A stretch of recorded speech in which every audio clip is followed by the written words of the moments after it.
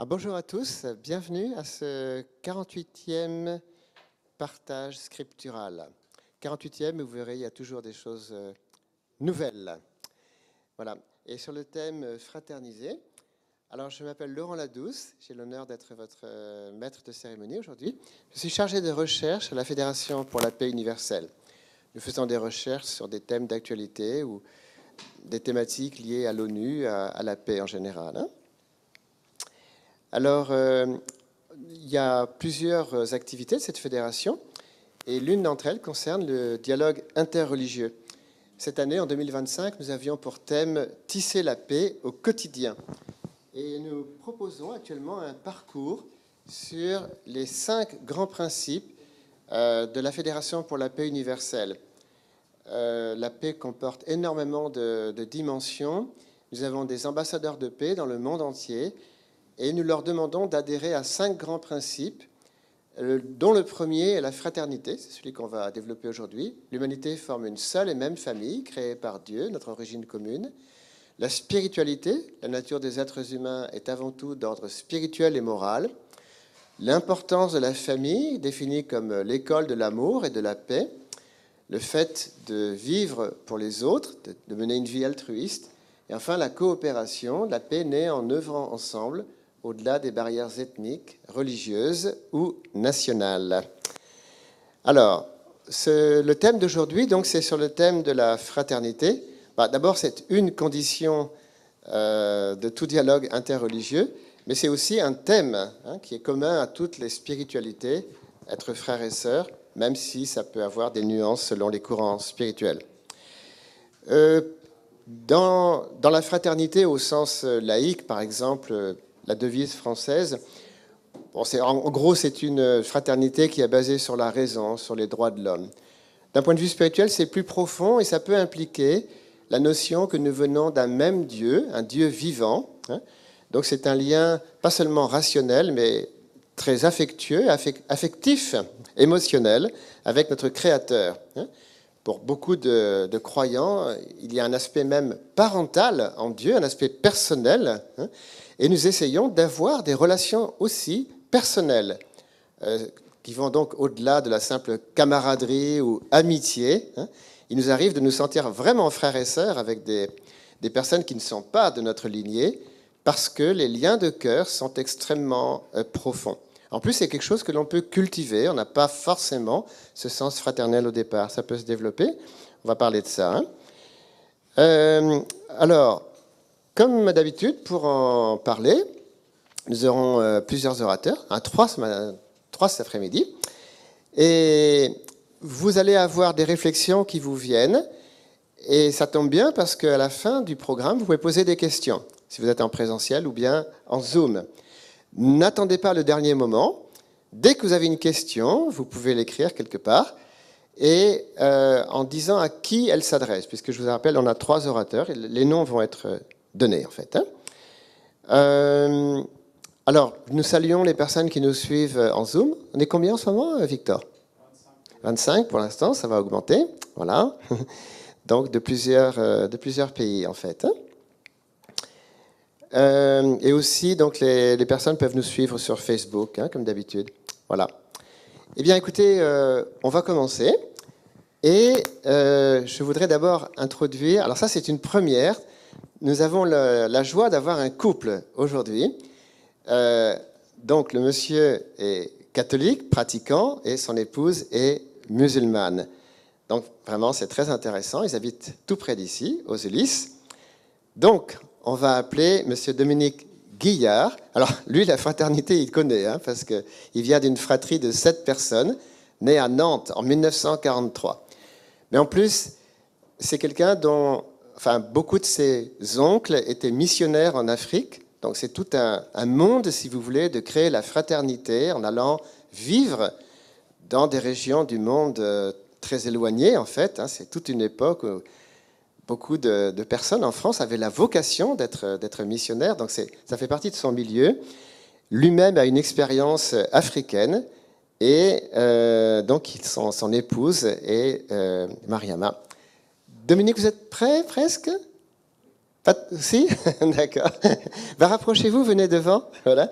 Donc, il va nous donner un regard. Venez, s'il vous plaît. Non, vous d'abord, Dominique. Oui, oui. Ben, venez devant, s'il vous plaît. Non, Michel, si tu peux laisser cette place-là. Oui. Oui. Non, non. Voilà. Voilà, on accueille donc le mari et l'épouse. Voilà, merci beaucoup. Voilà. Asseyez-vous. Voilà. Alors, j'étais en train de vous présenter, Dominique. Voilà, c'est ça. Voilà. Donc, aussi un parcours intéressant puisque donc ils ont 5 enfants en tous, une famille recomposée, 3 musulmans, 2 chrétiens. Et donc Dominique a été assistant social en milieu hospitalier pendant plus de 35 ans, est à la retraite. Son épouse aussi a l'expérience du milieu de la santé. Voilà. Je la présenterai tout à l'heure. Hein.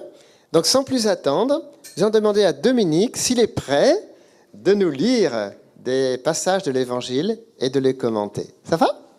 Allez, on accueille Dominique alors. Merci. Ça va pour parler debout hein? Oui, ça va aller. Je laisse le micro. Merci. Ah oui, oui, d'accord. Attends, le texte.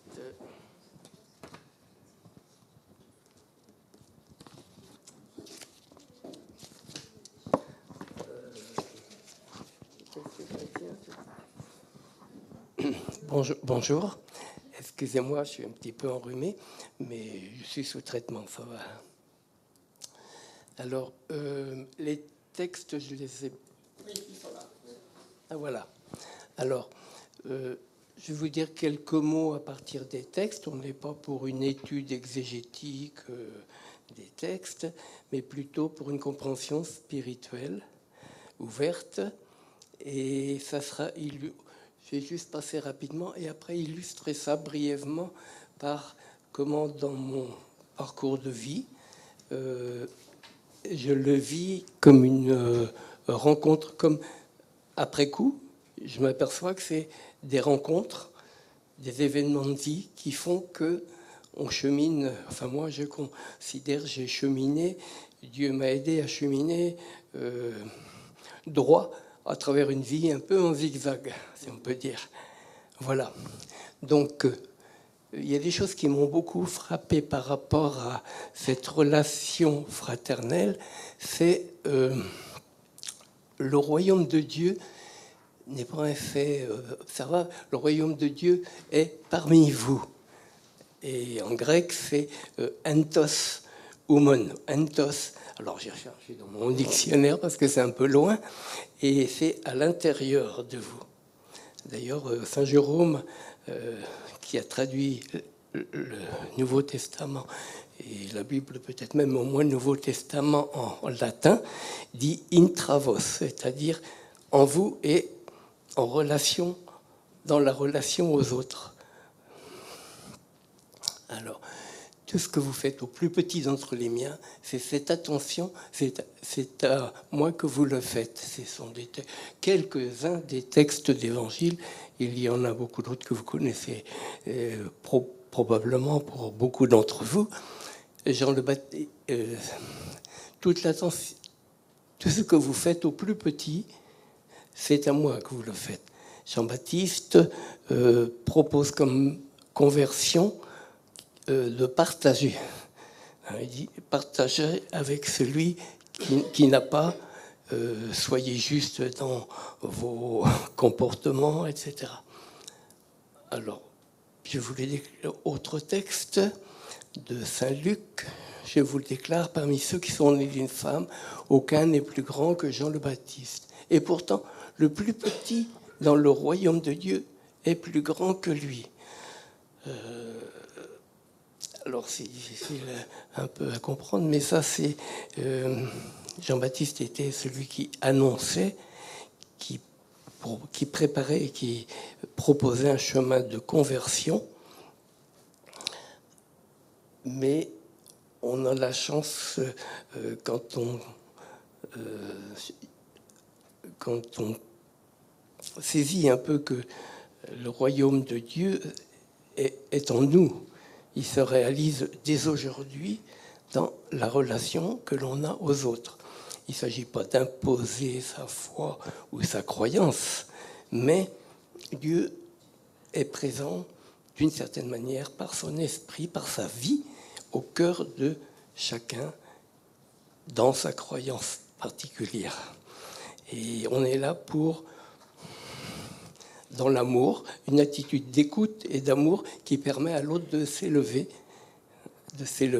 et de faire grandir en lui cette vie spirituelle. Alors, d'ailleurs, dans les évangiles, Jésus dit à quelqu'un qui lui posait un peu un piège, il répond, quel est le plus grand commandement? Alors, le premier plus grand commandement, c'est l'amour de Dieu. Et le second, c'est l'amour du prochain. Et les deux ne font qu'un. En fait, il reprenait des textes déjà vécus, révélés, compris et vécus par nos frères juifs, hébreux à l'époque, qui c'était dans un des textes, je ne sais plus si c'est le Deutéronome, mais enfin, aimez-vous les uns les autres. Et dans un autre texte, non, aimez Dieu avant tout, et dans un autre texte, aimez votre prochain comme vous-même. Et Jésus dit, c'est l'essentiel, les deux ne font qu'un. Bref, excusez-moi d'être un peu... Donc, je vais résumer un petit peu mon parcours de vie. Si je pense que c'est comme ça, sans trop m'attarder, pour montrer comment c'est des choses des rencontres m'ont permis de cheminer et de vivre ce que j'essaye de vivre, ce que nous essayons de vivre, mon épouse et moi, actuellement. Alors, peut-être avez-vous vu le texte du livre tiré ce sont tout un ensemble de témoignages parus dans un livre, ça s'appelle Fraterniser. C'est des témoignages recueillis par Khaled Roumo, un universitaire syrien réfugié en France, qui est beaucoup dans le dialogue et dans la rencontre interconvictionnelle, dans la rencontre respectueuse de l'autre et dans l'écoute.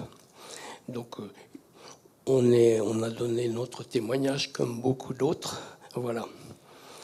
Alors, ils ont donné des titres après au témoignage. Là, ils ont donné le titre des rencontres guidées par la Providence. Bon, pour moi, je lis par Dieu, bien sûr, en fonction de ma croyance. Alors, la première rencontre, c'est dans la famille, par ma famille, une éducation, la rencontre de mes parents. J'ai eu la chance d'avoir des parents religieux, chrétiens, et qui étaient très, très simples, mais très ouverts, très ancrés dans leur foi. Et ils nous ont ouverts. Bon, on avait une prière en famille tous les soirs.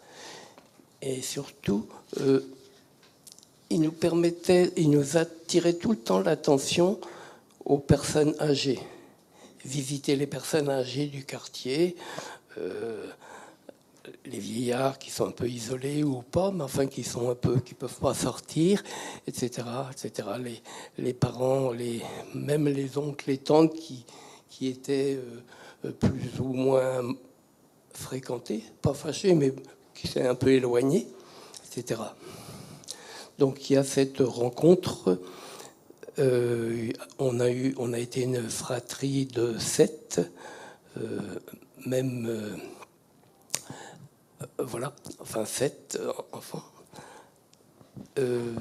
Bon, j'ai eu tout un parcours. J'ai perdu ma sœur jumelle à la naissance et mon frère aîné quand j'avais 1 an à peine, un tout petit peu plus d'1 an, c'était pendant la guerre. Alors vous comprenez que le vécu de mes parents, en plus du travail, n'était pas évident, mais ils m'ont été toujours présents. Ils m'en parlaient simplement.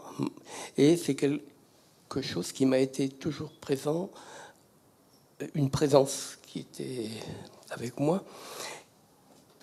Et peut-être est-ce le pourquoi de cette recherche de sens de ma vie, bien que je pense que tout le monde, à un moment ou l'autre, se le pose à sa manière. J'ai eu la chance aussi de rencontres au niveau de l'école, des éducateurs, même dans le primaire, qui étaient attentifs, certains proposant même à ceux qui le voulaient des petits groupes de réflexion, de prière, d'études d'un petit texte d'évangile. Et c'était un frère de Saint Gabriel. Et lui, à l'occasion de cette prière, priait personnellement, comme ça, oralement, improvisait une prière. Et ça nous faisait comprendre que c'était pas un récit, l'étude d'une poésie. C'était quelque chose qui vivait profondément. Et ça nous introduisait à une prière plus personnelle.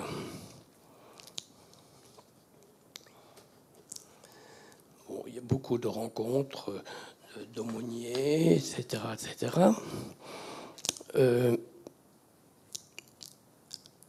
La première ouverture vers d'autres croyances, d'autres foi, d'autres chemins, disons, l'ont été tout naturellement par des échanges avec un oncle qui était missionnaire en Afrique, qui revenait régulièrement et qui était très proche de ma maman. Il a même séjourné pendant plusieurs années, à un moment donné, vers la fin de son parcours, à la maison, et avec qui je sympathisais, je échangeais beaucoup de choses. Bon, j'ai un oncle prêtre, des tantes religieuses, enfin, j'ai une chance, je suis tombé dans la marmite, si on peut dire. Et des choses m'ont beaucoup apporté. Bon, j'étais un peu timide, j'étais le petit dernier. Les autres travaillaient déjà. Mon frère avant moi, qui a été après prêtre ou missionnaire en Côte d'Ivoire, qui a 4 ans de plus que moi, je vivais peu avec lui, sauf au moment des vacances scolaires. Ayant des problèmes pulmonaires, il était dans une pension et on allait le voir toutes les semaines. Voilà.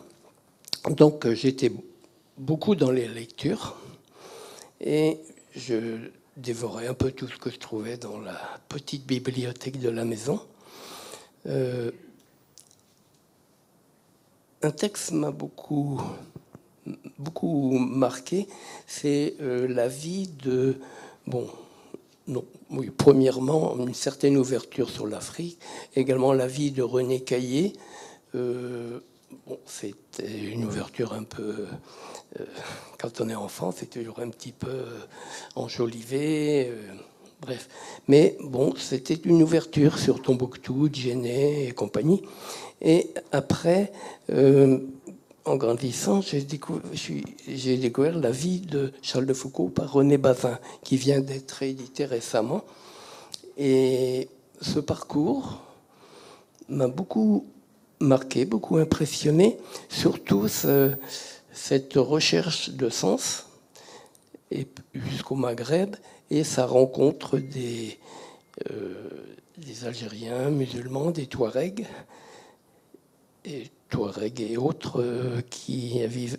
Et cette rencontre respectueuse, sans prosélytisme, c'est dans cette démarche, c'est ça qui m'a beaucoup impressionné.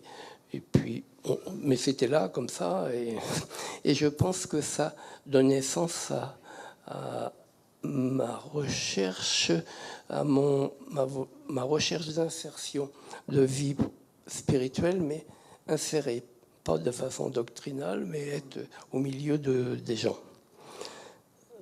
Je dis ça parce que dans cette démarche, cette recherche, je suis rentré au petit séminaire des missions africaines par moi-même, parce que mes parents me disaient « Oh non », tout ça. J'ai compris après pourquoi, mais enfin bref, c'est une autre question. Ils n'étaient pas contre, mais ils préféraient que je rentre d'abord au séminaire du diocèse. Et non, non, enfin moi, c'était mon idée. Donc ils m'ont laissé faire.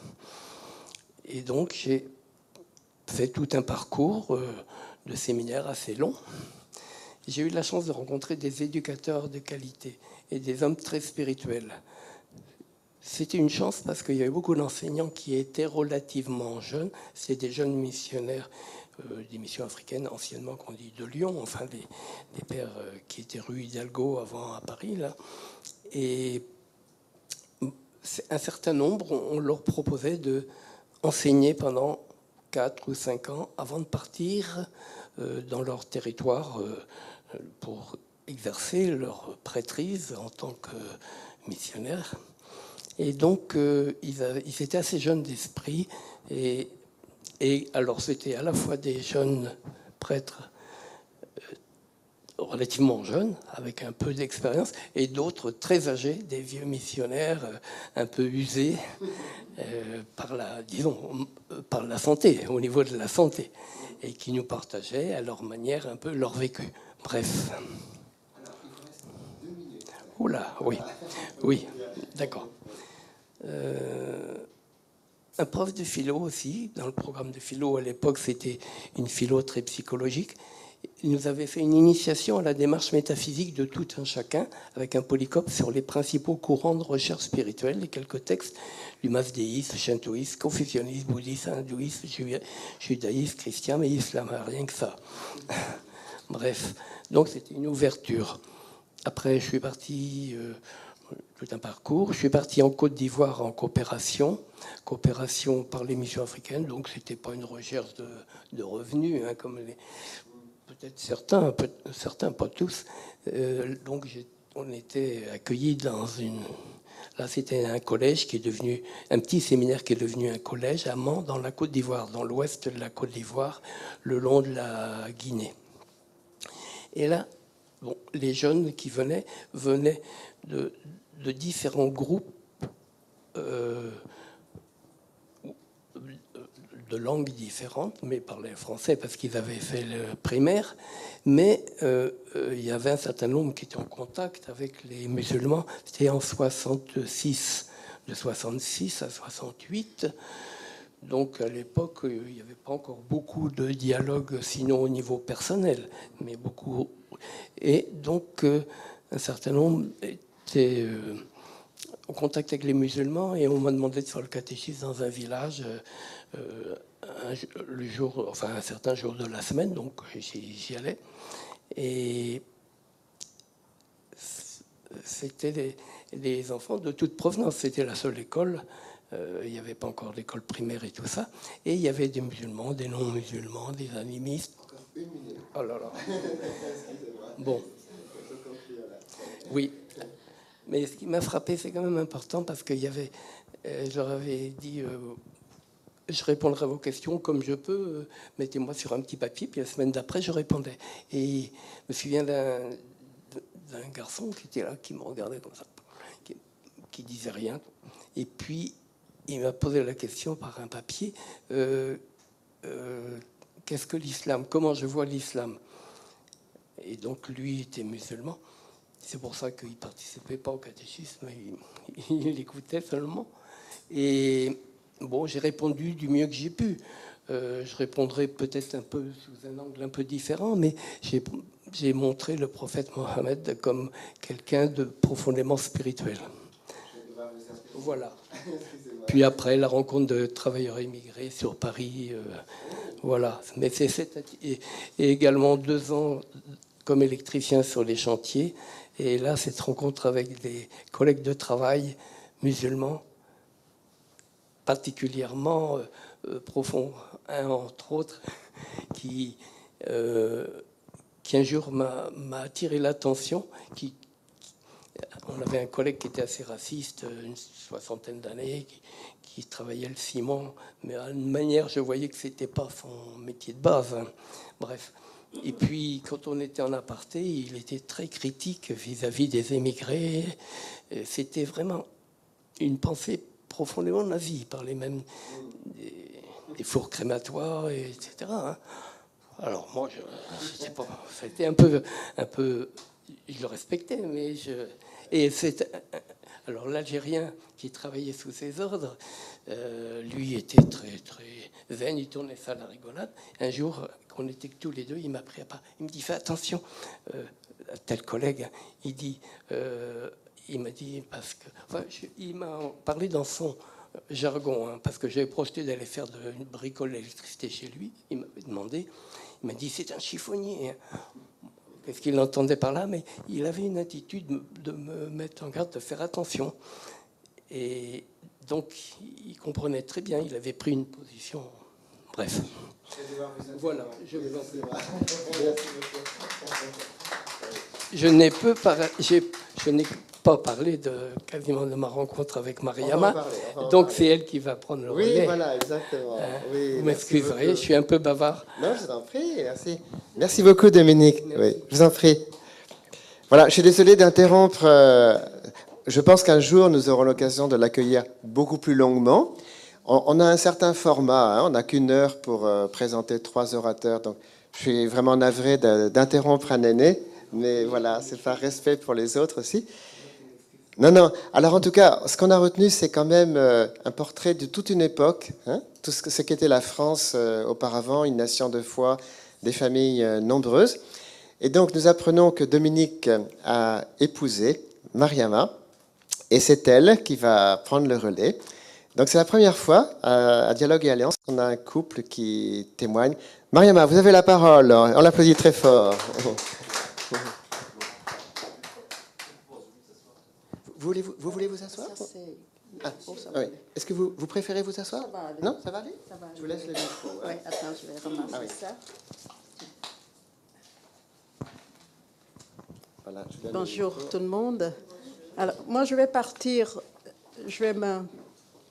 m'appuyer sur mon témoignage de ce qu'est la fraternité, ce que j'ai compris de fraterniser. Voilà. Khaled Roumo, dont Dominique vient de parler, qui a écrit ce livre, Khaled est un grand ami. Et effectivement, fraterniser, nous avons connu ça avec Khaled Roumo, qui est un ami de plus de 40 ans, qui était d'ailleurs à notre mariage. Khaled Eraïs, son épouse, aussi qui est syrienne, qui était venue vraiment à nos côtés nous soutenir, parce que c'était pas évident. Voilà. Leur amitié nous est très très chère, et il nous a dit: je peux pas faire ce livre sur la fraternité, fraterniser, et je vous connais, je sais où vous en êtes, où vous êtes passé jusqu'à... Voilà, c'était au début que l'on retrouvait des groupes, et c'était des échanges Bible-Coran, et ça nous a énormément ouvert et nous a vraiment facilité aussi de communiquer, de parler, d'expliquer à nos familles respectives. Voilà. Et que pour eux, un croyant, c'est un croyant. Mais il y a eu quelque chose qui a mis un petit peu de difficulté, parce que les parents de Dominique, je l'ai raconté dans le témoignage, une famille très croyante, très catholique, très chrétienne. Le fait que moi, j'étais une femme divorcée avec des enfants, effectivement, ça leur a posé un problème pour que Dominique, qui n'a jamais été marié, se marie avec une femme divorcée. Oui, c'était plus ça que le problème musulman. C'était, voilà, ça c'était effectivement. Mais sans les connaître, sans les avoir vus, ma première réaction, c'est de dire à Dominique: ta famille a raison.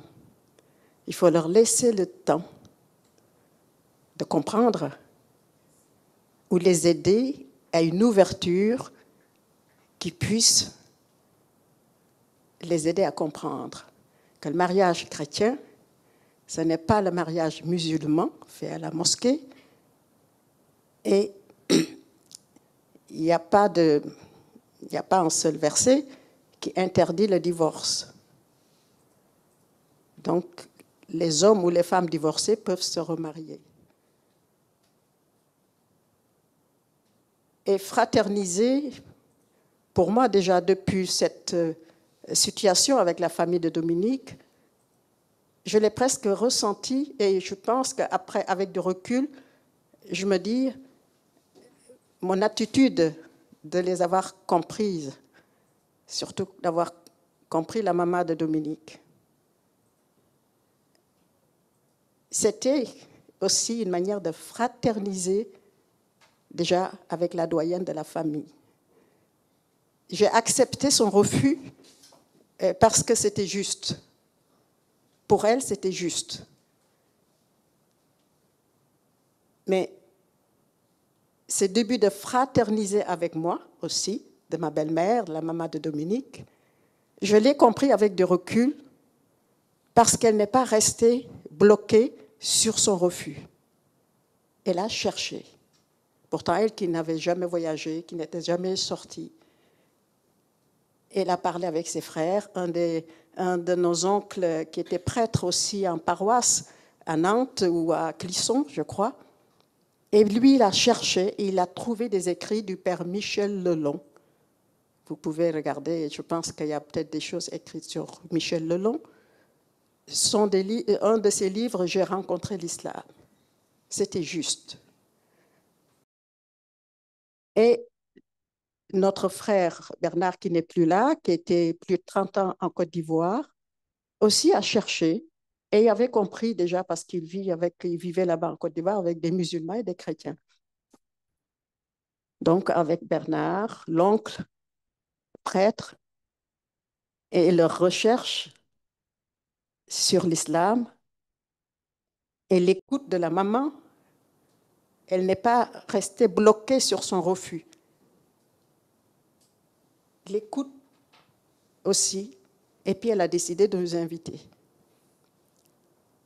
Mais avant cela, je dis à Dominique, tu vas voir les parents comme tu as l'habitude de le faire. Il ne faut pas se bloquer parce qu'eux n'ont pas compris. Pour moi, la rencontre avec Dominique et jusqu'au niveau de notre mariage, nous l'avons tous les deux compris, suivant notre chemin comme un don de Dieu. Et profondément, vraiment, nous le vivons comme cela. Comme un don de Dieu. Et ce don de Dieu, ni Dominique, ni moi, ni personne d'autre ne peut retirer ce don. Donc, c'est par là où nous nous appuyons sur aussi la confiance en Dieu, n'ayant pas les mêmes voies de notre foi, mais nous avons la confiance. Oui. Ça, c'est mon credo. On essaye de le vivre tous les jours, tous les jours. Si Dieu l'avait voulu, il aurait fait de vous une seule communauté. Mais il a voulu vous éprouver par vos différences et par le don qu'il vous a fait. Hâtez-vous les uns les autres d'accomplir de bonnes œuvres. Votre retour à tous se fera vers Dieu. Il vous éclairera alors au sujet de vos divergences ou de vos différences. J'aime bien de vos différences parce que,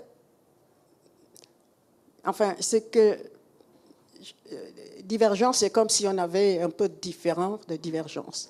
Au Sénégal, pour ceux qui le savent, les chrétiens et les musulmans sont très, très amis. Il y a beaucoup d'amitié et des mariages entre chrétiens et musulmans facilement qu'on n'aurait pas pensé même. Voilà. Ceci nous soutient beaucoup. Oui. Ô vous, les hommes, nous vous avons créés d'un mâle et d'une femelle. Nous vous avons constitué un peuple et un tribu, pour que vous vous connaissiez entre vous, le plus noble d'entre vous auprès de Dieu et le plus pieux d'entre vous. 49, 13. Donc, je reviens sur cette croyance, et j'y crois, cette constatation d'une manière d'entamer de fraterniser, à fraterniser avec la famille de Dominique et moi-même. Donc, quand nous sommes allés, la première réunion, la première invitation, il y avait de la place dans la maison. C'était une grande maison, il y avait la place, mais que la maman de Dominique, à son âge, je ne sais plus encore quel âge qu'elle avait, elle est morte à pratiquement 101 ans. Ah, ouais. Et à son âge, a laissé sa chambre. Ah oui, tout le monde était étonné. A laissé sa chambre pour nous et aller dormir dans une autre chambre. Et ça, pour moi, c'était une manière de fraterniser. Je dors dans mon lit et je peux te laisser dormir dans mon lit. Ça, c'était très fort pour moi. D'ailleurs, personne dans la fratrie n'avait vu ça. Ce n'était pas arrivé. Et voilà. Toute la famille était réunie. Toute la fratrie était là, sauf celui qui était en Côte d'Ivoire, qui n'était pas là. Et la grande sœur, ta grande sœur Marie, qui était religieuse aussi. Hein, je dis sur mon témoignage que j'étais étonnée, une famille, je ne sais pas combien de prêtres et de religieux. Et m'a tout de suite appelée ma petite sœur. La doyenne, enfin, quand on venait de perdre l'aînée de chez Dominique, son épouse, tout de suite, m'a pris sur son aile, ma petite sœur. La première fois, je pose les pieds dans cette famille, j'ai entendu très fortement cette fraternité qui m'a été offerte comme ça, gratuitement. Ils ne me connaissaient pas. Donc, pour moi, fraterniser, c'est aussi une rencontre, même sans connaître, sans savoir, le retour de ce que nous offrons, sur quoi on s'est appuyé pour donner gratuitement. Encore 2 minutes. Voilà. Et il y aura peut-être des questions, on pourra. Oui, on pourra. Alors, j'ai retrouvé ce petit livre, cette petite plaquette qui est très ancienne, qui nous avait été donnée par un tonton au Sénégal, au premier voyage. L'attitude de l'islam à l'égard des religions divines, qui est très riche et qui dit bien que le prophète Mohammed a amené le message, mais qu'il était persuadé que c'était juste pour lui, c'était un messager, mais que la liberté était fondamentale en islam. La liberté de choisir sa foi. Sa voie spirituelle était fondamentale en islam. Donc, effectivement, quand on est arrivé, l'oncle qui était responsable de la famille a offert ça à Dominique. Voilà, c'était, ouais. Ça résumait la manière aussi de l'accueillir, hein, en lui offrant cette petite plaquette-là. Voilà, je pense qu'il y aura des questions après, donc on pourra répondre. Ce qu'on a oublié de dire dans la présentation, effectivement, différence de culture, différence de religion, de race aussi, et que nous avons aussi 2 petits-enfants juifs, dont le premier, l'aîné, va avoir 19 ans, là, début du mois. Voilà. ils ont choisi Le judaïsme. le judaïsme parce que leur maman est juive. Voilà. Merci beaucoup. Ah, je pense que nous vivons un moment exceptionnel. J'ai jamais entendu de témoignage comme ça, aussi intime en plus. Cette histoire avec le lit de la maman, je trouve ça très, très, très touchant en fait. Ça, c'est vraiment du vécu. Hein. Voilà. Merci infiniment. On aimerait vous écouter plusieurs heures encore. C'est juste le cadre hein, dans lequel... Mais nous sommes vraiment privilégiés de vous avoir tous les deux. Voilà. En plus, vous habitez tout près d'ici. Hein. On a un trésor à côté. Voilà. Alors, oui, alors ça, c'est le livre où vous pouvez retrouver les témoignages de Dominique et de Mariama. Nous avons d'ailleurs les fichiers PDF, donc si vous le voulez, vous pouvez lire leurs témoignages. Leur parcours de vie est extrêmement intéressant l'un et l'autre. Enfin, Dominique a une vie assez aventureuse hein, quand même, il a touché à beaucoup d'activités. Vraiment, c'est des profils totalement atypiques et en même temps des histoires qui nous touchent, je crois, à chacun d'entre nous. Hein. On n'aurait pas forcément le même parcours, mais on peut se retrouver quand même. Je vous propose à présent un intermède musical qui va introduire d'ailleurs notre prochaine oratrice. Donc, vous allez avoir l'occasion de connaître une tradition très peu connue en France, la Fraternité Blanche Universelle. Et on va commencer par un document sonore. Je crois que c'est en bulgare. Voilà, c'est une chorale. Merci.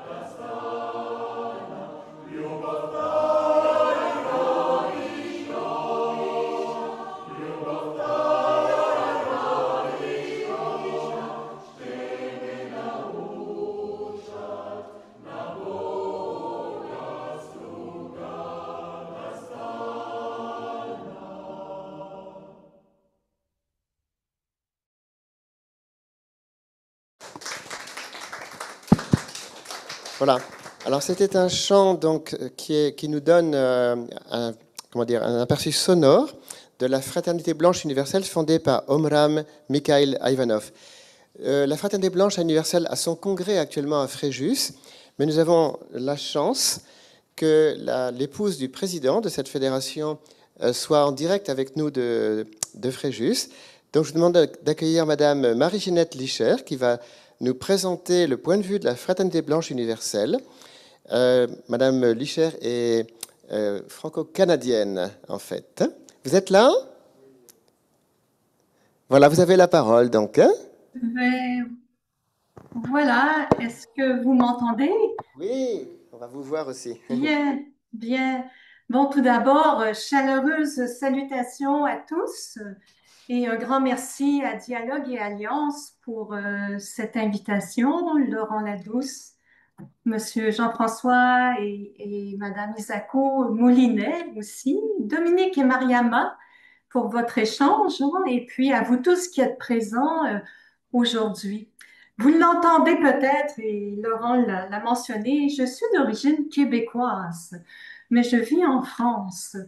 Et lors de mon entretien au service de l'immigration, avant de pouvoir recevoir la nationalité française, on m'a demandé de définir le mot fraternité.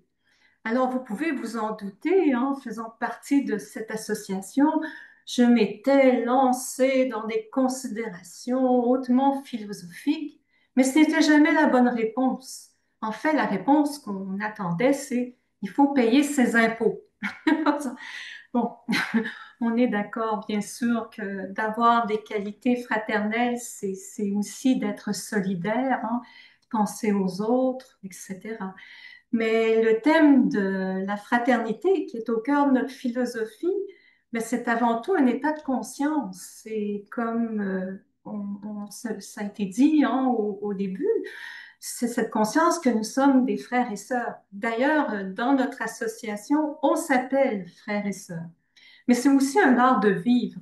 Et comment vivre dans cette harmonie avec amour, avec fraternité, comme dans une famille qui s'aime.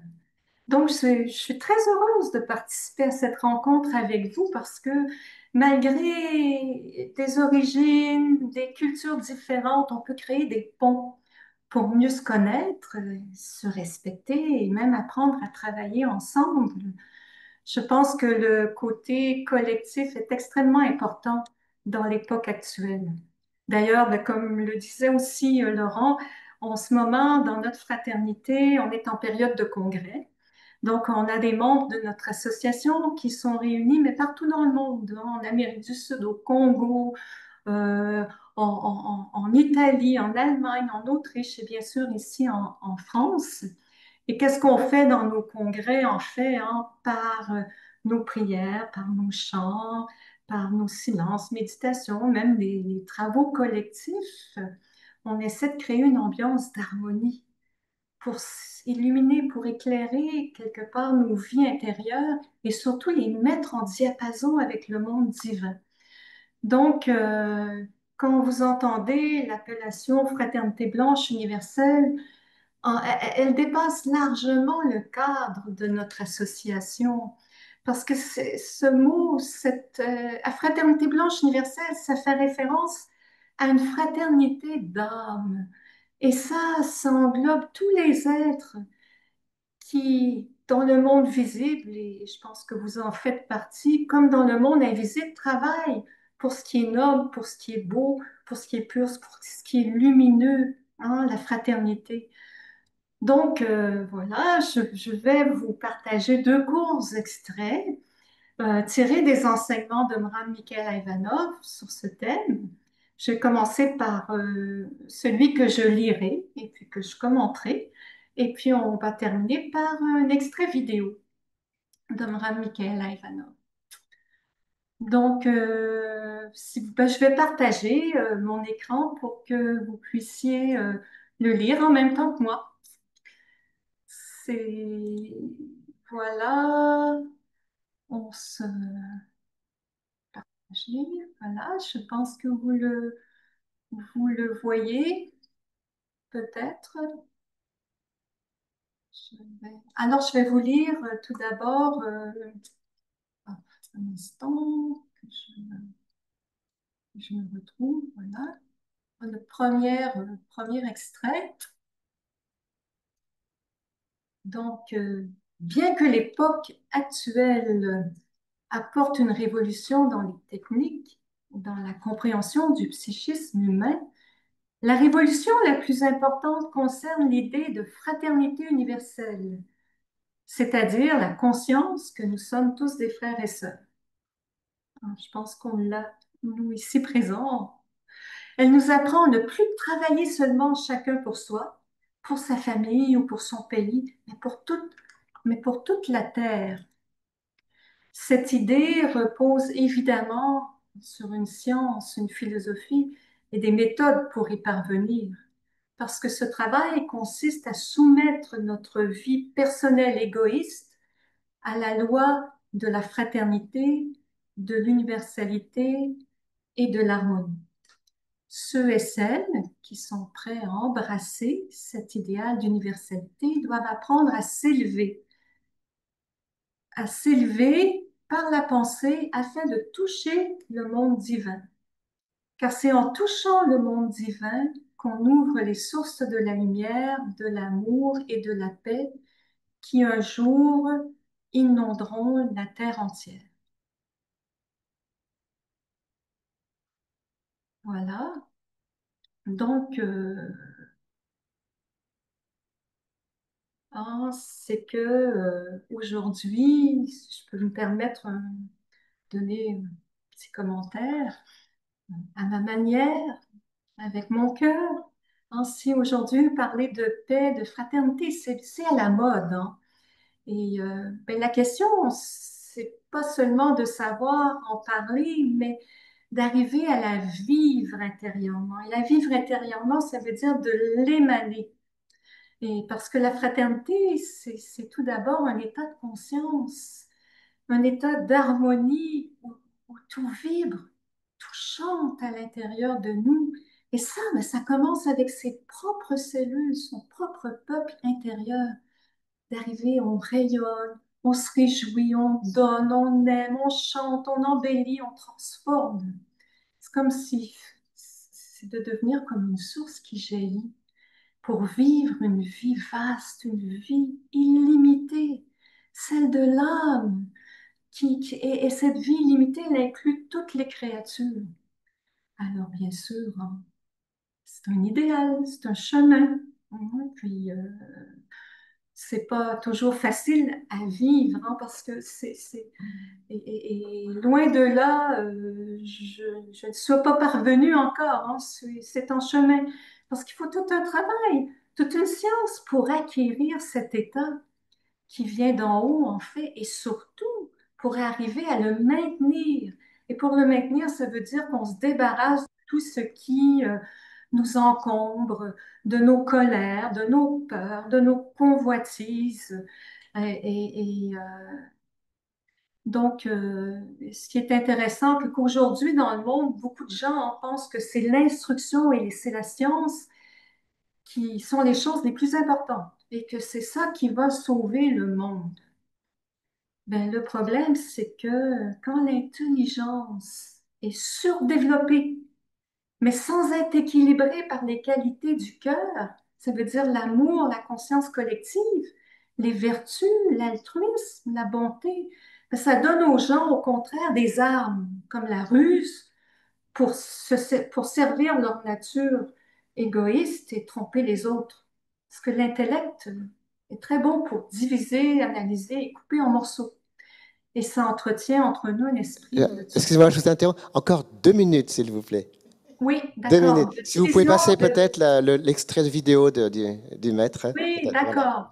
Donc, je veux juste terminer avant de passer l'extrait vidéo. C'est que peut-être qu'en tant qu'humanité, en tant qu'humanité, il serait peut-être le moment de penser et de souhaiter rétablir une autre échelle de valeurs, quelque chose de différent où on va mettre à la première place les qualités du cœur, c'est-à-dire l'amour, la conscience collective et de travailler chacun à devenir des modèles d'honnêteté, d'altruisme, de sagesse, de bonté, parce que c'est ça qui apporte la joie et le bonheur. Donc, je pense que si beaucoup de problèmes dans le monde, dans la société, pourraient être résolus si on mettait l'idéal de fraternité comme objectif premier, sur la Terre. Et dans ce sens-là, avec cet idéal-là, c'est le monde entier qu'on doit entraîner sur le chemin d'une grande famille universelle. Tout le monde, tous, quelle que soit la couleur de peau, la religion, parce qu'ensemble, on forme une puissance collective extraordinaire pour le bien et en même temps, on participe à quelque chose de beau, parce que qu'y a-t-il de plus beau que de travailler pour la réalisation du royaume de Dieu sur la terre? Donc, il faut avoir confiance, hein? Il faut avoir la foi, la puissance de la lumière, continuer, continuer, s'exercer chaque jour à s'oublier un petit peu soi-même pour s'harmoniser avec toute la nature. Et ben alors, à ce moment-là, on se branche à un monde de lumière, de beauté, et c'est cet état d'être qui change nos vibrations. C'est une loi, hein, c'est la loi d'affinité. Tôt ou tard, ça aura des Est-ce- effets est-ce- sur le monde et dans le monde. Excusez-moi, on arrive à la fin. Alors, Faut que vous passiez. d'accord, Oui, oui, je vous en je prie. vous passe ce Oui, petit oui. extrait qui est 1 minute, hein, une D'accord, minute. allez-y, je vous en prie. Donc, Oui. c'est pas trop long. Et, Ah, voilà, donc repartagez je l'écran vais alors. partager l'écran. Et voilà, juste un moment. Donc, c'est un extrait d'une conférence du 4 juillet 82. Est-ce que vous la voyez? Oui, oui, oui. D'accord, donc je vais pouvoir la lancer. Voilà. Maintenant, si tout le monde, dans le monde entier, s'unissent, ceux qui veulent la paix, ceux qui veulent la justice, ceux qui veulent la droiture, enfin, ne pas rester tout seul. Il faut que tous ceux qui cherchent le royaume de Dieu, sa justice, et la bonté, et la lumière, qui se tendent la main, enfin, forment une telle puissance universelle collective, pour le bien, bien sûr. C'est comme ça qu'on peut vaincre, mais pas tout seul. Au lieu d'avoir des armes extérieurement, et d'être faible, chétif, vulnérable, dedans, impur et dégoûtant, avec des passions, avec des désirs inassouvis, et se débarrasser de s'éclairer, de mettre de l'ordre en dedans et de devenir comme le soleil, de briller, de rayonner, de projeter. Alors, cette lumière, justement, vaincra tout. Cette lumière-là. Voilà pourquoi les humains choisissent ce qui est facile. Et en dedans, ils ne travaillent pas. Mais heureusement qu'il y a certains sur la terre qui ont choisi ce chemin. Il est long, il est difficile, mais il est le meilleur. Merci beaucoup. Merci, on peut applaudir. Merci. Merci à vous. Merci pour votre patience. Voilà. Restez avec nous pour les questions-réponses. Alors, avant de passer aux questions-réponses, nous avons, alors ça c'est une nouveauté aussi, nous avons en direct Madame Sylvie Badet, qui habite à Bazas en Gironde. Madame Badet, vous êtes là? Oui, bonjour. Voilà, vous avez Madame Badet à l'écran. Donc, elle est psychologue scolaire et aussi conseillère municipale à Bazas. Et elle fait partie de la fraternité franciscaine. C'est un ordre laïque. Alors ça, c'est aussi tout à fait original. Madame Badet, vous avez 3 minutes pour nous présenter la fraternité franciscaine, s'il vous plaît. Allez-y. Ah ouais, c'est dur, hein, 3 minutes. Bon. En tout cas, merci beaucoup pour les témoignages précédents parce que je me suis régalée, j'ai trouvé des choses très belles. Et moi, je vais vous parler de ce que je vis, donc j'ai essayé de faire ça rapidement, en fraternité séculière.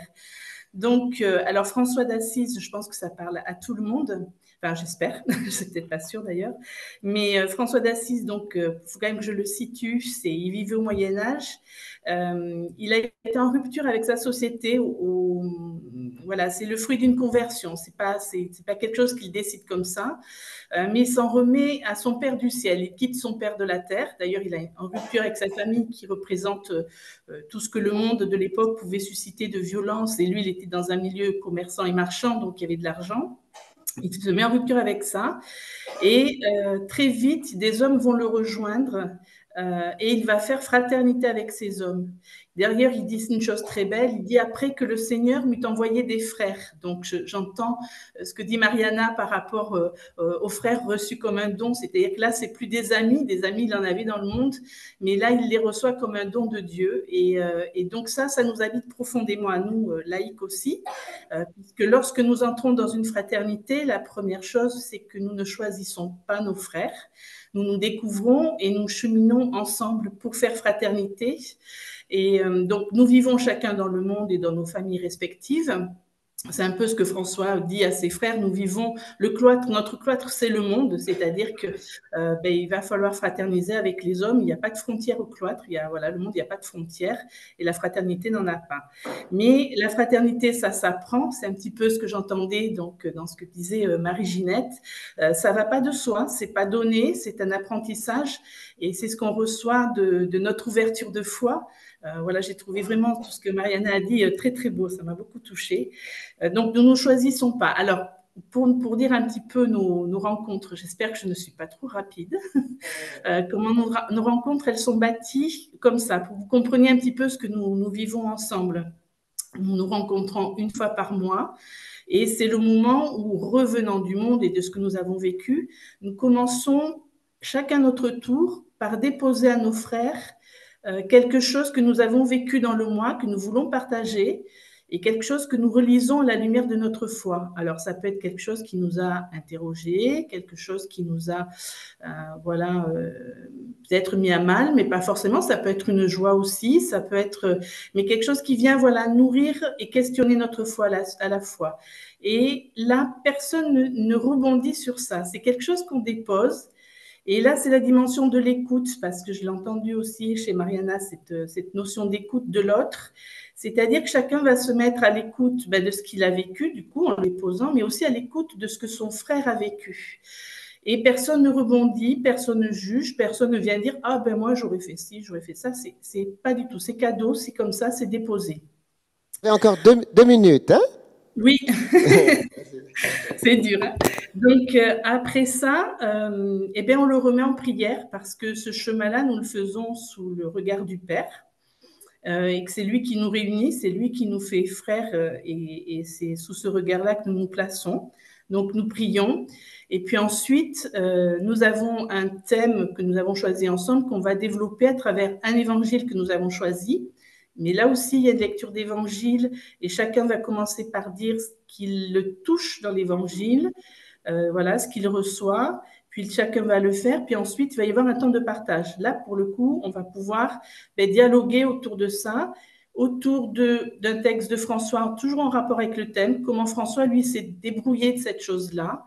Et puis, quelque chose de plus contemporain, on peut prendre un livre, des extraits d'un livre, ou quelque chose qui va alimenter la réflexion.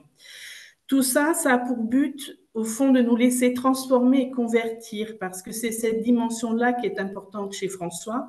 C'est que la fraternité, elle passe par cette conversion, c'est-à-dire ce détachement de nos certitudes, de tout ce qui vient nous entraver. Hein. Marie-Ginette, on a parlé un peu, on tient à des choses qu'il va falloir aussi se débarrasser et nous laisser désencombrer pour pouvoir accueillir nos frères dans ce qu'ils nous disent et pouvoir repartir dans le monde avec un regard qui aura changé, quelque chose de neuf et peut-être une capacité plus grande d'accueil aussi des personnes que nous côtoyons dans nos lieux respectifs de travail.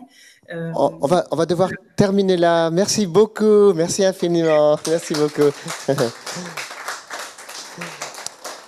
Voilà. Ah, je suis désolé, on a un tout petit peu débordé, mais c'est très important de savoir qu'en province aussi, beaucoup de personnes, vous voyez, c'est un village de 4000 habitants en fait, hein, et une dame qui vit une expérience intéressante, peu connue. Alors nous sommes un tout petit peu en retard sur le programme, j'en suis vraiment navré. On va maintenant avoir la partie la plus interactive de ce programme. Il y a des questions sur le chat, et puis aussi vous-même, vous aurez sans doute des questions. Je vais demander à Régis Marion d'animer cette partie. Voilà. Régis Marion qui, entre autres, est auteur-compositeur, mais aujourd'hui, il ne va pas chanter.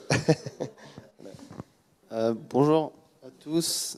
Alors, attendez, je peux juste...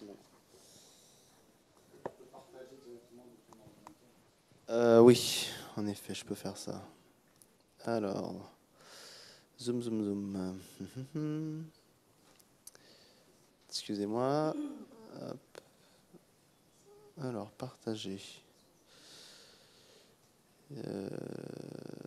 Oui. Hop.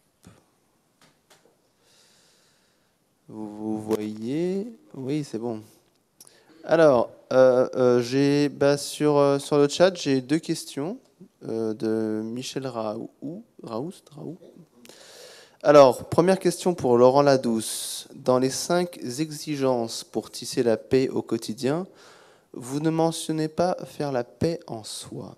Ne pensez-vous pas que c'est la première condition, ou en tout cas en parallèle, avant de pouvoir ressentir un amour pour les autres ou de prendre soin de sa famille? Laurent Ladouce. J'étais simplement le maître de cérémonie. Peut-être Dominique, vous voulez répondre quelque chose sur la paix en soi? Ou Mariama? Oui, enfin, demandez à Mariama. Je reste là? Oui. Oui. Oui, la question, elle est pertinente.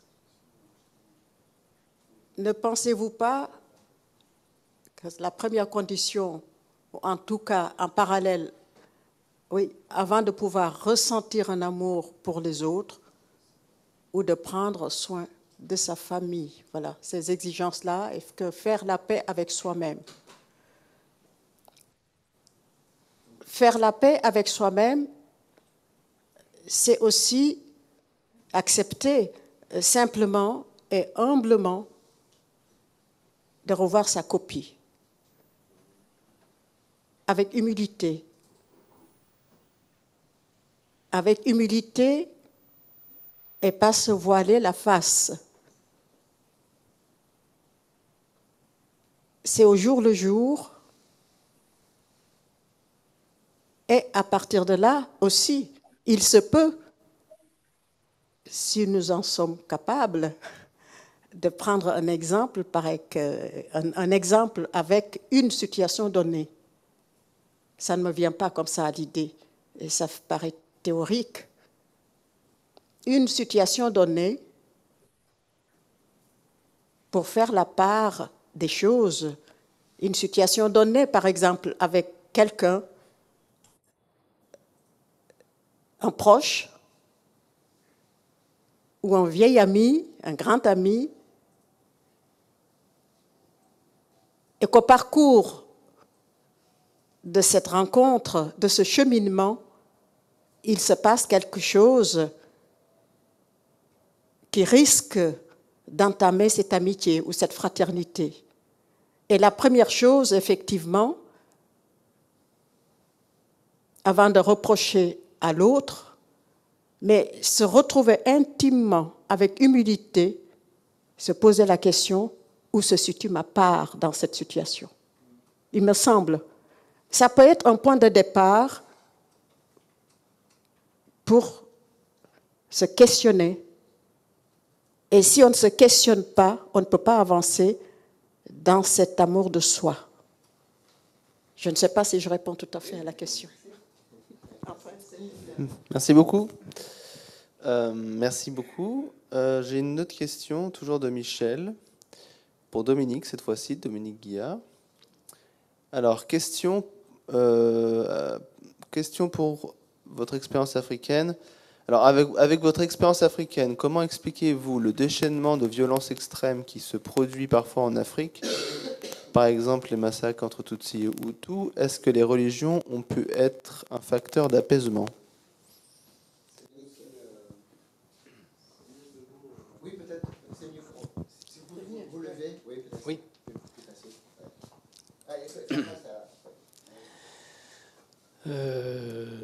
Je ne connais pas par le vécu l'expérience des Tutsis et Hutus, mais bon, je connais comme on a pu. Est-ce que les religions peuvent être un facteur d'apaisement? Il y a eu d'autres violences en Côte d'Ivoire à une époque, il n'y a pas très très longtemps, il y a quelques années. Je pense que les religions ont peut-être un facteur d'apaisement, d'après ce que j'en ai entendu et lu. Au Rwanda en particulier, ils ont réussi, après des massacres assez terribles, organisés. Bon, il y avait des idées politiques, certes, et peut-être économiques, je ne sais pas, mais enfin au moins politiques. Ils ont réussi à créer des réunions de conciliation, de réconciliation, où chacun pouvait parler, dire ce qu'il avait vécu, où venait même celui qui avait massacré, qui avait des choses lourdes dans son vécu, dans sa conscience, devait venir pour parler et devant des victimes du village, des voisins quelquefois, ou de la famille, ils sont arrivés quand même à faire tout un cheminement assez extraordinaire d'après ce que j'en ai entendu et compris. Et ça, c'est quelque chose d'assez extraordinaire. Et je pense que le doigt de Dieu y est pour quelque chose. Hein, parce qu'il suffit de se remémorer des conflits, hein, soit avec des pays coloniaux, des pays anciennement coloniaux, soit avec nos voisins allemands. Quand on entend ce qui se vivait, ce qui s'est dit après la guerre et encore longtemps, est-ce qu'on aurait pu penser des réunions comme ça? Encore qu'il y avait des gens très ouverts. Ça me vient à l'idée comme ça. Mes parents étaient pour la France, bien sûr. Ils étaient en pays colonisé. Ils étaient colonisés, occupés, hein, par la guerre. Moi, j'avais 1 an. Et pourtant, 1 an et quelques mois. Et pourtant, quand mon frère aîné s'est noyé dans la Loire, il y avait les Allemands qui casernaient, qui avaient une caserne tout à côté, en face, sur les bords de la Loire, dans une propriété, un château. Et elle m'a rapporté qu'il y avait un soldat allemand qui a plongé pendant plusieurs heures de temps pour essayer de retrouver le corps. C'est tout ce qu'elle m'en a dit. Mais c'est pas de la collaboration, c'est de la fraternité. Oui. Merci beaucoup. Est-ce qu'il y a parmi le public ici des questions peut-être? Oui, Michel?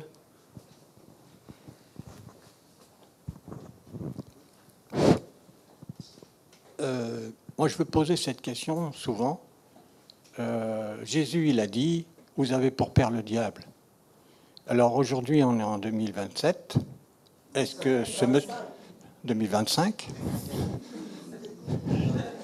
Non, parce qu'en 2027, il va se passer des événements, c'est pour ça. Alors, je voudrais savoir, je pose la question à vous trois, qu'est-ce que vous pensez de ça? Pourquoi Jésus, il a dit ça, vous avez pour père le diable? Et le diable existe-t-il encore aujourd'hui? Et comment agit-il?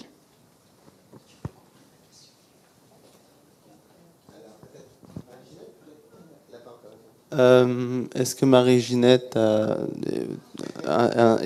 une réponse, ou Sylvie Badet, ou par rapport à ça, par rapport à la question de Michel? Quelqu'un? Non? Peut-être que tu peux reformuler ta question. Ouais. Ma question, c'est, je veux bien fraterniser avec tous les gens, qu'ils soient chrétiens, musulmans, même athées. Mais le fait que Jésus ait dit ça, et aujourd'hui, 2000 ans après, vous avez pour père le diable. Vous avez pour père le diable. Il a dit ça à tout le monde. Et aujourd'hui, si Jésus est parmi nous, est-ce qu'il va dire la même chose? Alors, comment pouvons-nous fraterniser? Parce qu'on a beau faire des efforts, on n'y arrive pas.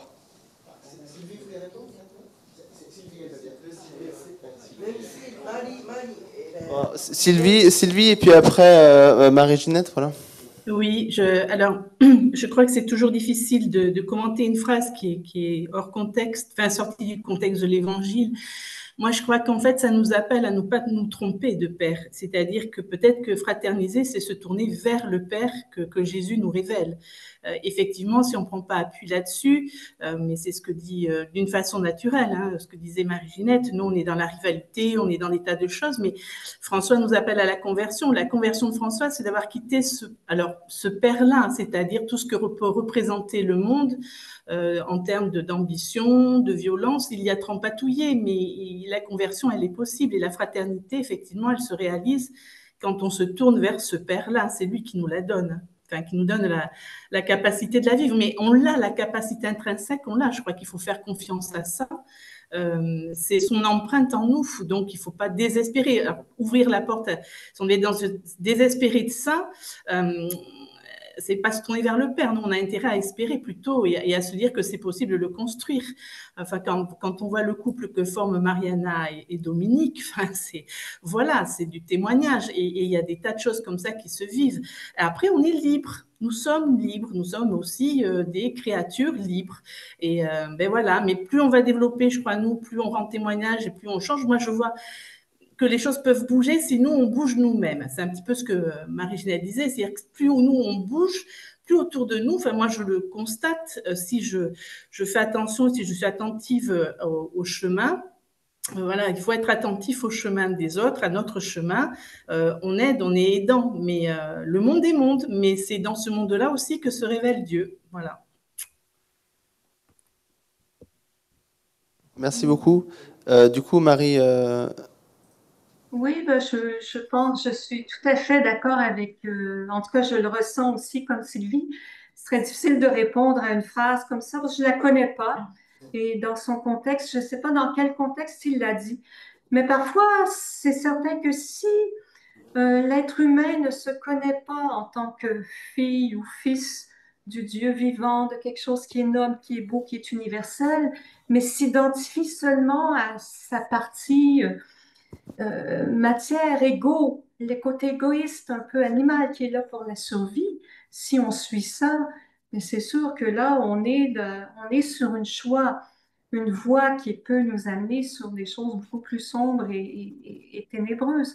Mais je ne crois pas qu'on est les enfants, non, notre père, notre mère, c'est quelque chose de beau, de grand, de lumineux.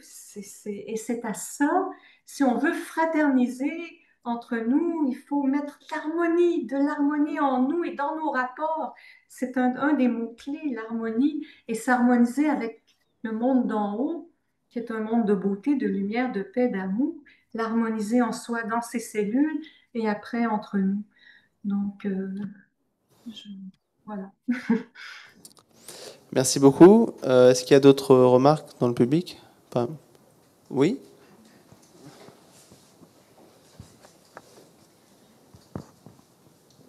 Moi, j'ai juste un commentaire. Plus fort, ok. À partir de tout ce que j'ai entendu aujourd'hui, et surtout la première phrase de Dominique avec les 10 commandements, l'amour de Dieu et l'amour de votre prochain. Et puis avec la question qui a été posée par rapport aux religions, qui ont fait pas mal de dégâts, de guerres un peu partout dans le monde depuis des années, des millénaires. Est-ce que vous ne pensez pas qu'il faut plutôt se baser sur l'amour, d'ailleurs, que Dieu a mis en nous, et dont je pense notre couple, Dominique et Marianne, je pense que c'est cet amour en nous qui les a rapprochés, en dépit de leur religion, et donc mettre l'amour en premier, l'humanité, et c'est l'amour qui apporte l'humanité et la fraternité.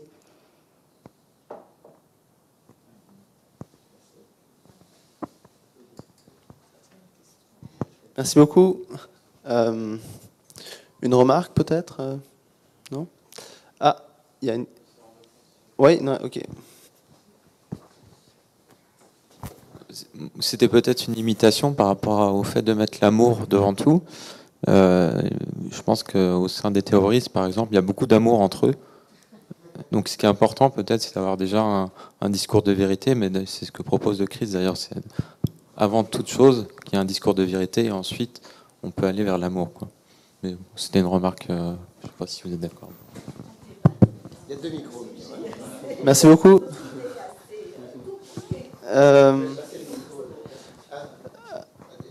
Ouais. Donc une remarque, Alain? Non, Une remarque, s'il vous plaît. Quand Jésus exprime cette affirmation, vous avez pour père le diable, il sent Jésus qu'il a un message à faire passer et qu'il y a des personnages qui font tout pour l'en empêcher. Et c'est pour cela que si ces personnages qui font tout pour l'en empêcher auraient quelque chose de mieux à proposer, alors là, certainement Jésus n'aurait pas prononcé cette phrase-là. Mais Jésus sentait lui-même l'amour, il sentait une relation personnelle avec Dieu, le Parent Céleste, et conséquemment, il essayait de faire ce qu'il pouvait avec les gens qu'il rencontrait. Voilà, c'est ce que je voulais dire. Merci beaucoup. J'ai une question sur le chat de UPF Genève pour Dominique et Mariama. Alors, attends, je vais essayer de la partager. Tac. Comme tu veux. Donc, la fraternité en France évoque également liberté et égalité, issue du système de la République, perçu comme le meilleur depuis l'abolition de la monarchie. Est-ce que la fraternité humble ou la fraternité séculaire n'est-elle pas trop communautaire et exclurait les autres ?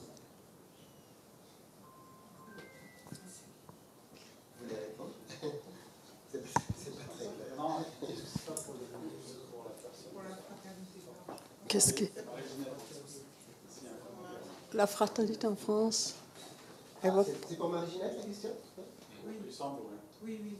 Ah, pour Marie-Ginette alors. C'est pour Marie-Ginette? Oui. C'est pour vous, Marie-Ginette, cette question, oui. Oui. Ah, c'est pour moi. Oui. Je me réveille. Ok. Non, mais je ne suis pas sûre que c'est pour moi, mais la fraternité, c'est universel. C'est universel. C'est quelque chose qui englobe tous et chacun, quelle que soit la couleur, quelle que soit la religion, quel que soit, c'est un état d'être intérieur, de se reconnaître intérieurement. Ça ne veut pas dire d'être, comme disait un des participants, que l'amour, c'est quelque chose de bébête et qui accepte tout. C'est une conscience, une présence et une volonté de vouloir harmoniser et de faire tout ce qu'on peut pour harmoniser les rapports entre nous et créer cette harmonie en nous et autour de nous. Donc, je pense qu'il ne peut pas y avoir de liberté et même d'égalité sans fraternité.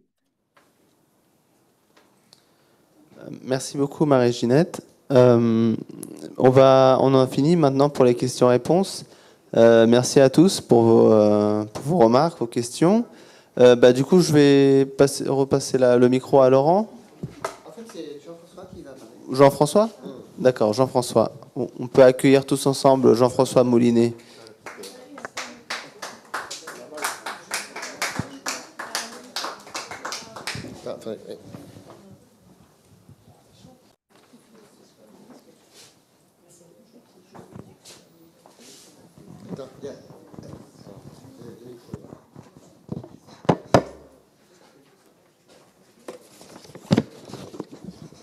Donc, merci beaucoup à chacun d'entre vous d'être venu jusqu'ici. Oui, merci d'être venu jusqu'ici pour ce partage scriptural. Donc, je dois dire que j'ai été très ému par tous les témoignages.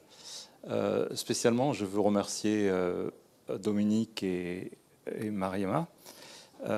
C'était vraiment, parce que j'ai senti beaucoup de points communs. En fait, vous avez parlé du Père Lelon. C'est une personne que je connaissais et que j'appréciais beaucoup. J'allais le voir dans sa chambre au centre de Paris. Et vous parlez aussi de M. Roumeau. J'ai assisté plusieurs fois à ces rencontres au Forum 104 sur à la fois sur le Coran spécialement. Le Coran, il a écrit un livre sur le Coran à l'image de l'amour. Enfin, je sais pas. Truc. Donc ça, je suis très heureux. Et surtout en lisant votre vie, vous me faites penser à quelqu'un, c'est à Joséphine Baker. Et son mari, qui avaient adopté 12 enfants de différentes races, de différentes religions, et qui ont tenu à les élever dans leur religion d'origine. Donc il se trouve que moi j'ai grandi justement en Dordogne, juste à côté du château où ils étaient, et le dimanche parfois, on allait avec mes parents dans le parc du château, et il y avait les enfants de Joséphine Baker. Mais on ne savait pas qui était enfant de Joséphine Baker.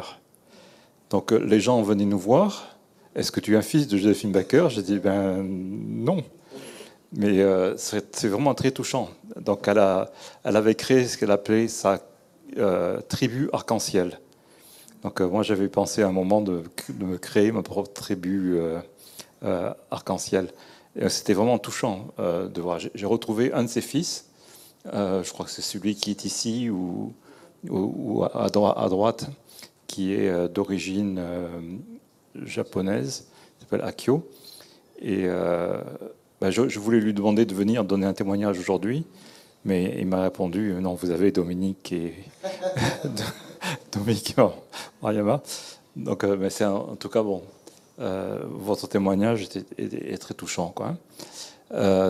Et donc, je voulais vous remercier beaucoup, Marie-Ginette et Sylvie également. Chacun d'entre vous, chacune, vous avez beaucoup de passion. Marie-Ginette, lorsqu'elle parle, elle veut nous transmettre la passion de travailler pour la paix, travailler pour la fraternité.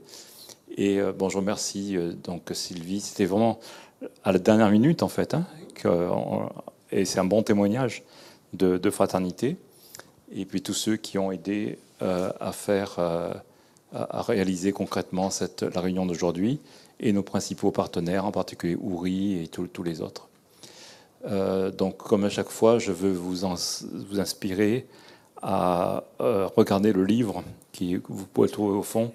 C'est un livre de 900 pages pratiquement, sur les textes sacrés du monde, qui insiste sur ce qui est de commun dans les différents textes sacrés, plus que sur ce qui divise.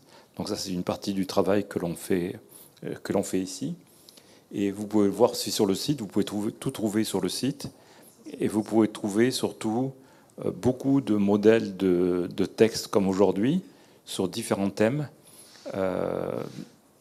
si vous voulez faire vous-même des réunions interreligieuses. Donc je veux saluer aussi nos amis. Grâce à Zoom, on peut être en connexion avec beaucoup de personnes. J'ai vu des amis d'Amérique, là, tout à l'heure. Evelyne. Bonjour Evelyne. J'ai vu des amis d'Afrique. J'ai vu des amis d'un peu partout. Et je veux dire bonjour spécial à nos amis de Genève qui sont réunis. J'ai vu qu'ils étaient réunis au bureau de Genève et qui font beaucoup d'activités. Donc, ils font beaucoup de formations pour ambassadeurs de paix. Ils en ont fait encore hier. Et voilà, je veux leur dire bonjour, bon courage. Donc merci beaucoup à vous tous d'avoir participé à ce partage. À très bientôt. Donc le 19, je pense, ça sera le 19 octobre, on abordera le deuxième principe universel, ce qui est la spiritualité. La nature des êtres humains est avant tout d'ordre spirituel et moral. Donc c'est vraiment ce qu'on veut, on poussera, ce sera le thème de la prochaine. Ça ne sera pas ici, ce sera à Paris. Parce que vous savez, des fois on fait à Paris, des fois on fait ici. Si la salle n'est pas libre à Paris, on le fait ici et inversement. Voilà. Merci à tous et à toutes.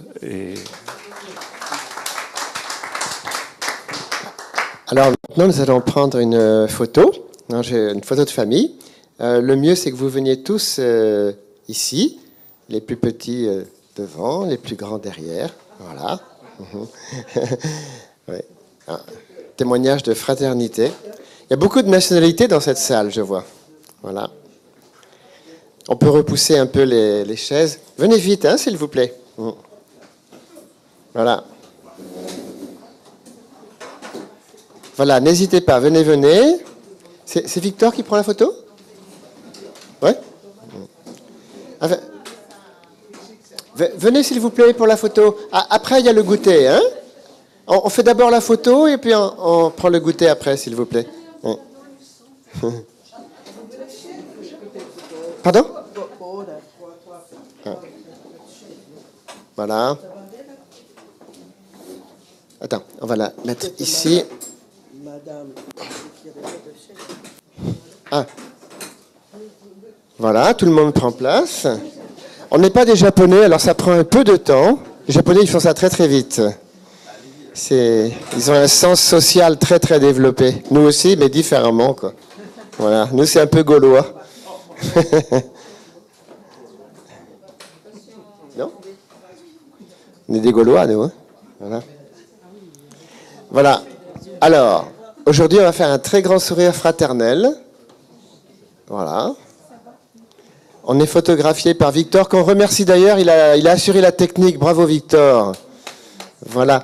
Et nous avons tous nos amis qui sont derrière nous, toute la France et même d'autres pays. Voilà.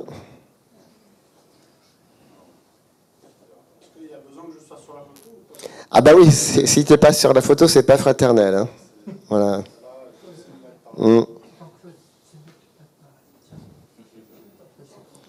Alors il faut bien qu'on voit Dominique et Mariama. Hein. Il faut qu'on les voit bien tous les deux là. Voilà, voilà. On va les mettre un peu devant là, ouais. On va les mettre en valeur. Ouais. Bah, allez.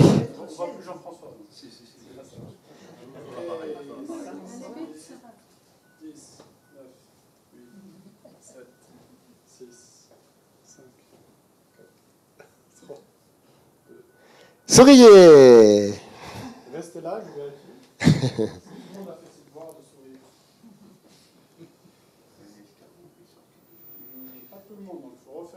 Ah oui, alors il faut vraiment sourire. Hein, oui, oui, oui. Alors entraînez-vous à sourire. Sortez tous les muscles. Voilà. Allez, un très grand sourire. Un sourire radieux. Voilà. On vérifie quand même, on vérifie. Hein. Ouais, on ne sait jamais. Ah, bravo. Vous êtes invité au goûter maintenant. Bonsoir Laurent. Ah, bonjour, ça va? Bien. Content de vous voir. En couple. Voilà. Pardon? Ah oui, au revoir à tous ceux qui étaient en Zoom. Merci beaucoup, merci vraiment d'avoir été là. Merci beaucoup à tous. Au revoir.